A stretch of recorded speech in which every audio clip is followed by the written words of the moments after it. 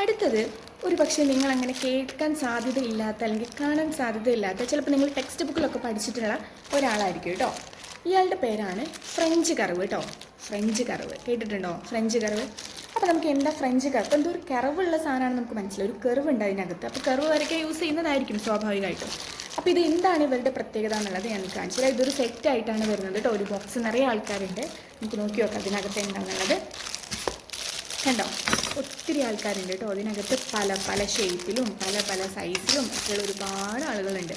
അപ്പോൾ ഇത് നോക്കി, ഇത് നിങ്ങൾ എവിടെ എടുത്ത് നോക്കിയാലും ഇതിനകത്ത് ഫുള്ള് കർവുകളായിരിക്കും. കണ്ടോ, ഇതിനകത്ത് പല പല ഏത് ഷേപ്പിലും ഏത് സ്ഥലത്ത് ഇവിടെ വെച്ച് നമുക്കൊരു കർവ് വരയ്ക്കാം, ഇവിടെ വെച്ച് വേറൊരു കർവ് വരയ്ക്കാം, ഇതിനകത്ത് വേറൊരു കർവ് വരയ്ക്കാം, ഉള്ളിൽ വേറൊരു കർവുണ്ട്. അപ്പോൾ നോക്കി, ഇത് അതിൻ്റെ കൂട്ടത്തിൽ തന്നെയുള്ള അടുത്തൊരാൾ.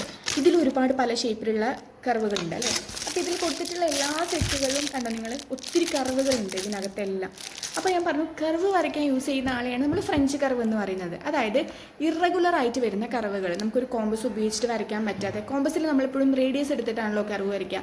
ഇനി അങ്ങനെയൊന്നും വരയ്ക്കാൻ പറ്റാത്ത കേസുകളിൽ ഇറഗുലർ ആയിട്ടുള്ള കർവുകളൊക്കെ വരയ്ക്കാൻ വേണ്ടിയിട്ട് നമ്മൾ ഉപയോഗിക്കുന്ന ആളുകളാണിത് ഈ ഫ്രഞ്ച് കർവ് എന്ന് പറയുന്ന ടീംസ് കേട്ടോ.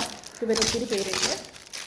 നിങ്ങൾ ഷീറ്റിലൊക്കെ ഇനി വരയ്ക്കാൻ വേണ്ടിയിട്ട് ഏതെങ്കിലും ഇറഗുലർ ആയിട്ടുള്ള കർവ്സ് ഒക്കെ വരയ്ക്കേണ്ട ആവശ്യം വരുമ്പോൾ നമുക്ക് ഉപയോഗിക്കാം? ഫ്രഞ്ച് കർവിന് യൂസ് ചെയ്യാൻ വേണ്ടി പറ്റും.